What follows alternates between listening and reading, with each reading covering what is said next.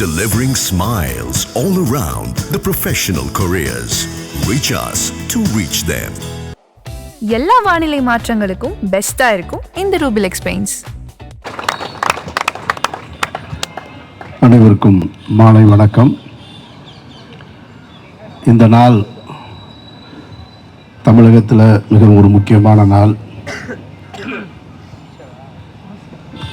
ஜனநாயகத்தை காப்பாற்ற ஒரு சிறு கூட்டம் போராடி கொண்டிருக்கக்கூடிய இதே வேளையில் ஜனநாயகன் திரைப்படத்தை காப்பாற்ற ஒரு பெரும் கூட்டம் போராடி கொண்டிருக்கின்றது.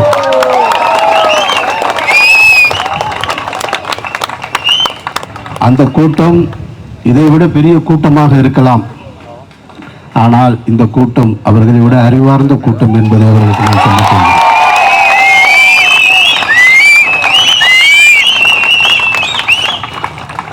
எனக்கு முன்னே பேசி சென்ற அன்பு சகோதரி ரேவதி சொன்னாங்க, நீட்டு பற்றி எனக்கு எந்த நாலேஜும் கிடையாது, ஆனால் நான் சப்போர்ட் பண்ண வந்தேன்னு.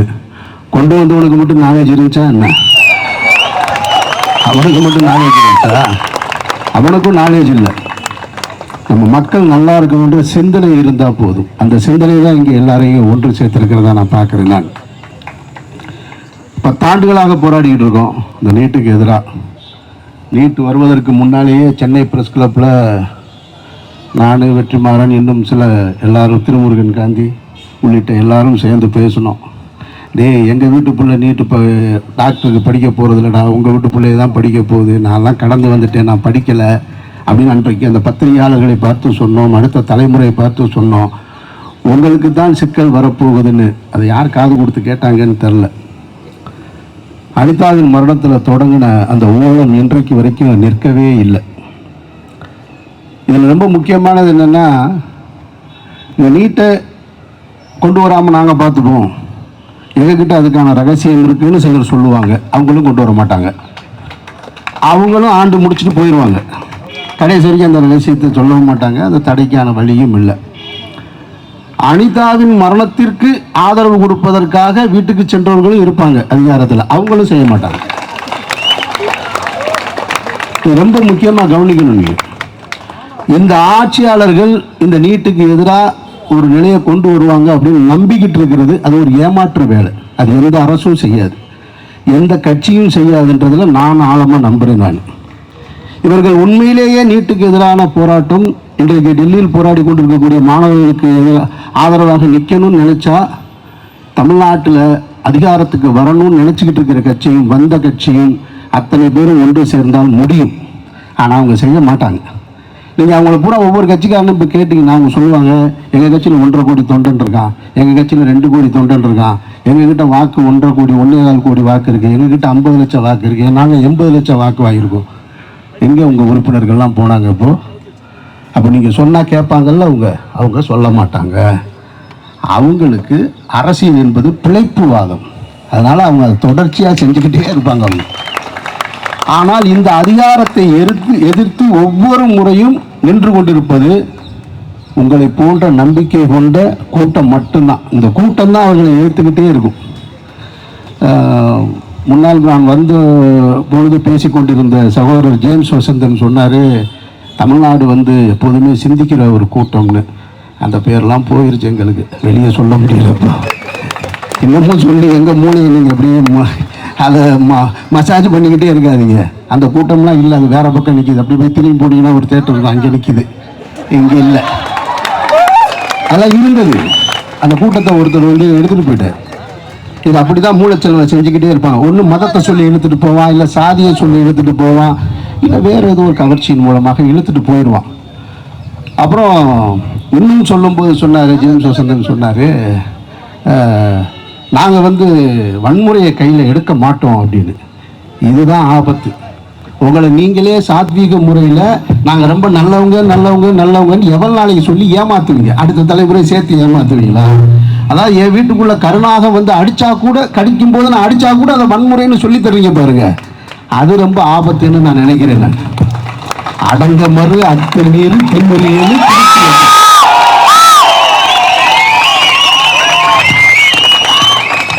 நாங்க ரொம்ப நல்லவங்க நல்லவங்க.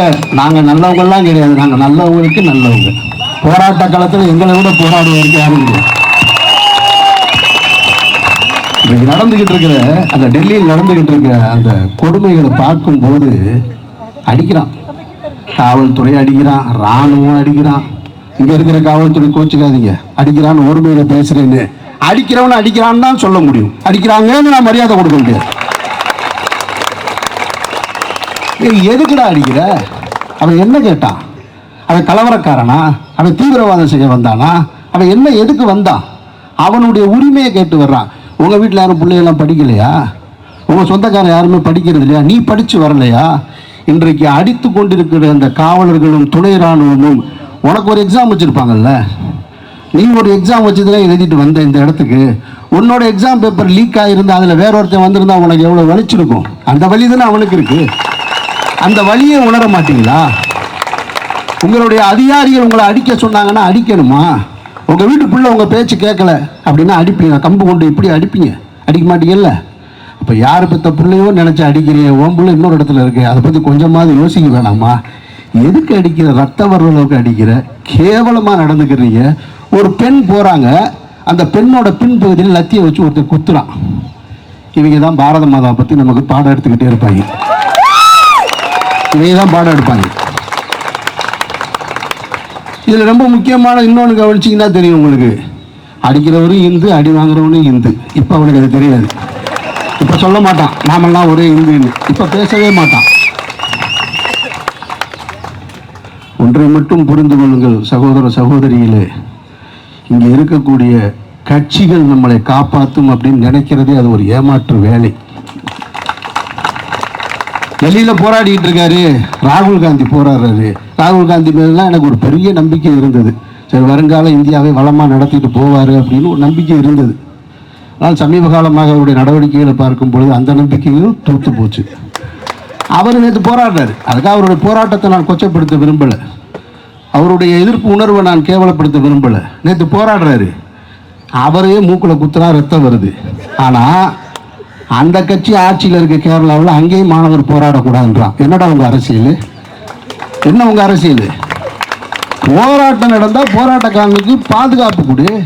அவன் கம்பு எடுத்துட்டு வரல, கத்தி எடுத்துட்டு வரல, கல் எடுத்துட்டு வரல, குண்டு எடுத்துட்டு வரல. நீங்க நல்லா கவனிச்சு பாருங்க, போராடுற ஒவ்வொரு காலகட்டத்திலையும் போராடுபவர்கள் எந்த ஆயுதம் இல்லாமல் நிராயுதமா நிற்பாங்க. அவங்கள தடுக்க வர்றேன்னு சொல்ற காவல்துறையும் ராணுவம் தான் தலைக்கவசம் போட்டிருப்பான், முன்னாடி ஒரு கம்பு வச்சிருப்பான், லத்தி வச்சிருப்பான், துப்பாக்கி வச்சிருப்பான், அந்த கண்ணீர் புகை குண்டு வச்சிருப்பான். இப்ப யாரு கலவரம் பண்ண வந்ததுங்க? அவன் கலவரம் பண்ண வந்தா இதெல்லாம் அவன் எடுத்துட்டு வந்திருப்பான்.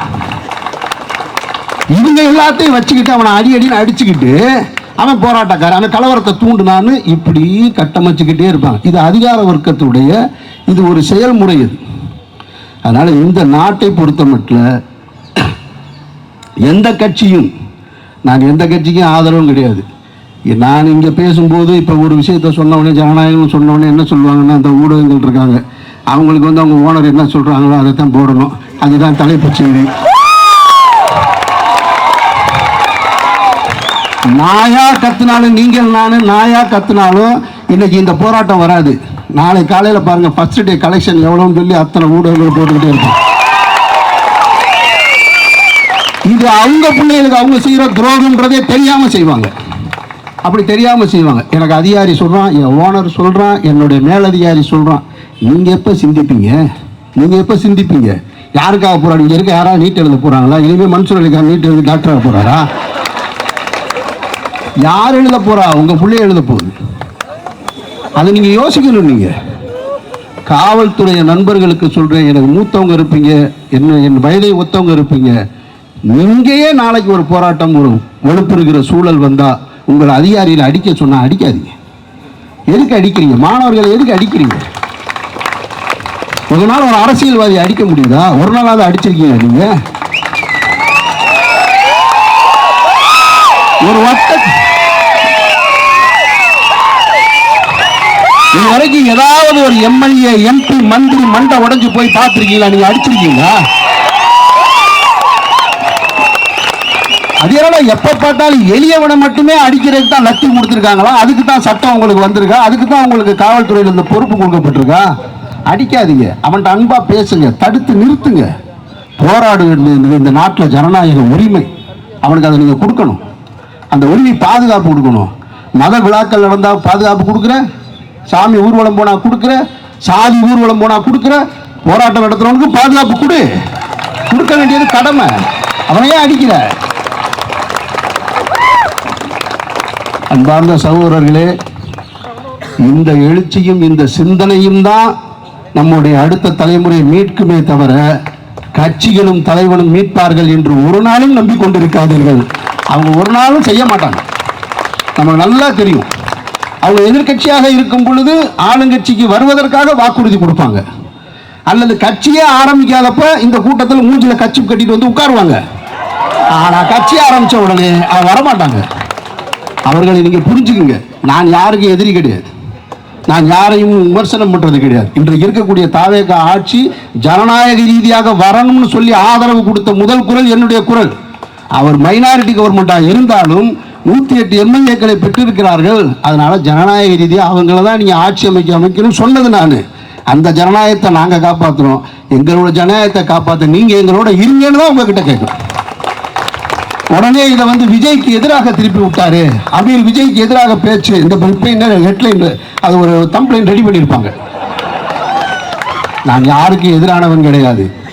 அராஜகம் செய்கின்ற, அநீதி செய்கின்ற அரசுக்கு என்றைக்குமே எதிரானவன், மக்களுக்கு ஆதரவானவன். அந்த அடிப்படையில் தான் இந்த கூட்டத்தில் கலந்துருக்கு. வாழ்த்துக்கள். இதை நடத்தின அத்தனை சகோதரர்களுக்கும் ஜெய் பீம், அல்லாஹ் அக்பர். வணக்கம். காக்ரோச் ஜனதா பார்ட்டி மாணவர்களுடைய போராட்டத்துக்கு நம்முடைய சப்போர்ட்டை வழங்குகிறோம். ஒரு நாட்டில் மாணவர்கள் ஒரு போராட்டத்துக்கு வர்றாங்கன்னா அப்போ அந்த நாட்டில் மற்ற அமைப்புகள் எதுவும் சரியாக செயல்படலைன்னு அர்த்தம். அதனால தான் மாணவர்கள் போராட்டத்துக்கு வந்திருக்காங்க. அப்போது இந்த ஒரு மாணவர் போராட்டம் என்பது ஒரு அரசினுடைய தோல்வி. காக்ரோச் ஜனதா பார்ட்டியினுடைய போராட்டம் ஒன்றிய அரசினுடைய தோல்வி. அண்ட் அந்த போராட்டம் இப்போ எல்லாரும் சொன்ன மாதிரி ஒரு அவங்களுடைய போராட்டம் நீட் ஒழிப்புக்கான போராட்டமாக இருக்கணும். அது பேன் நீட்டாக மாறணும். அவங்க கேட்குற ஃபேர் நீட்டாக இல்லாமல் பேன் நீட்டாக மாறணும். அதுக்கான முன்னெடுப்புகளை நாம் கொண்டு போய் சேர்க்கணும். தொடர்ந்து போராடணும். நீட்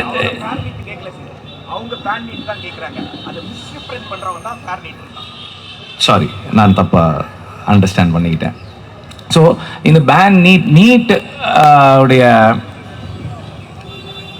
ப்ரெஷர்ஸ் என்னன்னு நான் இப்போ கண்கூட பார்க்குறேன். இப்போ என்னுடைய நண்பர்களுடைய பிள்ளைகள் 2 பேர், ஒருத்தன் வந்து +2 வந்து 1176 ஏதோ மார்க்கு. ஆனால் முதல் வருஷம் நீட்டு அவனால் வந்து கிளியர் பண்ண முடியல. இப்போ இந்த வருஷம் எழுதியிருக்கான். இந்த வருஷமும் அவனுக்கான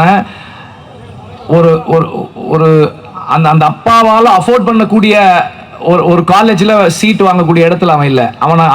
அவனுக்கு படிக்க முடியாத ஒரு மாணவன் அவன். அப்படி கிடையாது. ரொம்ப சிறப்பாக படிக்கக்கூடியவன், நல்ல புரிதலோடு படிக்கக்கூடிய ஒரு மாணவன் தான் அவன். அதே போல் இன்னொரு நண்பனுடைய பொண்ணு, அவளும் படிச்சுக்கிட்டு இருக்கா. அப்போ அவளும் ஒரு வருஷம் ஸ்கூல் முடிச்சு ஒரு வருஷம் உட்காந்து படிச்சுக்கிட்டு இருக்காங்க. இப்போ இதில் எல்லாருமே என்ன நடக்குது? இங்கே வந்து நீட்ன்றது மூலமாக நம்மிடமிருந்து மருத்துவ கல்வியை முழுமையாக எடுக்கிறதும் மருத்துவ அறிவை முழுமையாக எடுக்கிறதும் தான் அதனுடைய ஒரு பெரிய அவங்களோட ஒரு செயல்பாடாகவே இருக்குது. அண்ட் திரும்பவும் நம்மை அவர்களிடம் கைகட்டி நிற்கின்ற ஒரு இடத்துக்கு கொண்டு போய் நிறுத்துறதுக்கான முயற்சியாக தான் இருக்குது. இந்த நீட் பேனுக்கு நாம் தொடர்ந்து செயல்பட்டுக்கிட்டே இருக்கணும். நம்மளும் வந்து வர்றோம், பேசுகிறோம், அப்புறம் அடுத்தடுத்த வேலைகளுக்கு போயிடுறோம். என்ன மாதிரி ஆட்களை நான் சொல்கிறேன், நான் அடுத்தடுத்த வேலைகளுக்கு போயிடுறோம். தொடர்ந்து செயல்படணும்.